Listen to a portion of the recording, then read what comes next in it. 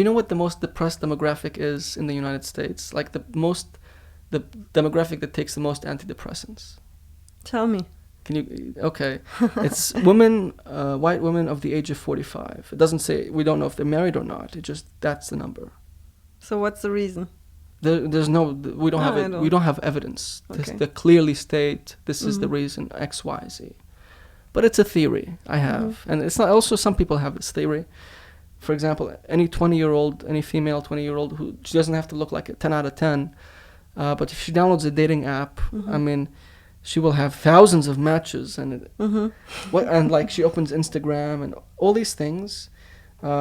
She looks at all these videos of these women saying, you know, you go girl, you deserve better, you deserve everything, and her seeing thousands of matches on her phone, it's going to change. It's going to make women have unrealistic expectations, and I think that effect basically makes them think that nothing is good enough when it comes to relationships or anything like that. So because they're always expecting the most marvelous thing, like everyone, like men and women are, when they open social media, they're comparing themselves to someone's best 15 minutes in his whole year, and that's all they see. Oh, it's gonna make your life look like shit if you you know.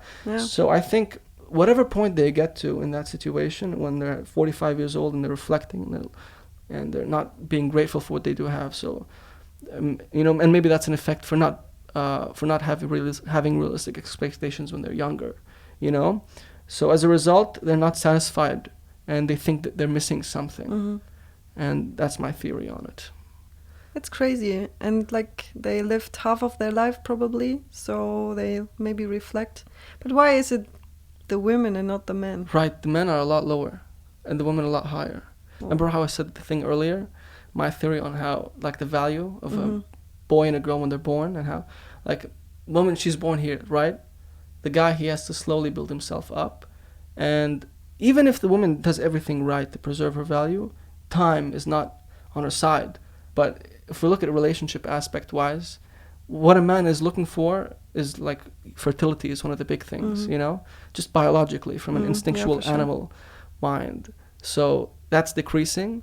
And so her options, like when she was 20 and she was having fun, like all the guys were like, hey, what's your, hey. It's like, oh, fuck off. And like, yeah, true. And when she gets older, she's like, hey, not as many guys are. So it kind of makes her think that there's something wrong with her, because she's not looking at it from a logical perspective. She's looking at it from this social media, you deserve everything, girl, you know, do you, and all, like, to this extreme empowerment level, to where she forgets about that hey, that's just a part of life.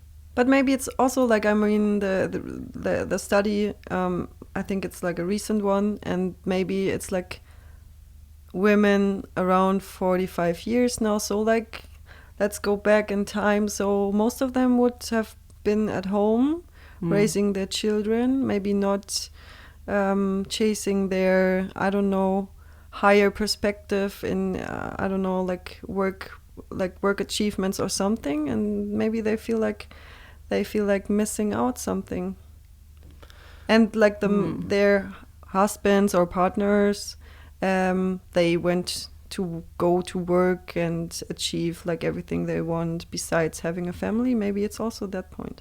Yeah, the kids are grown up, and what is next? Right. Yeah. Comparative thought, I think, is a big aspect to it. Like I said, that's why I love being grateful for what I do have.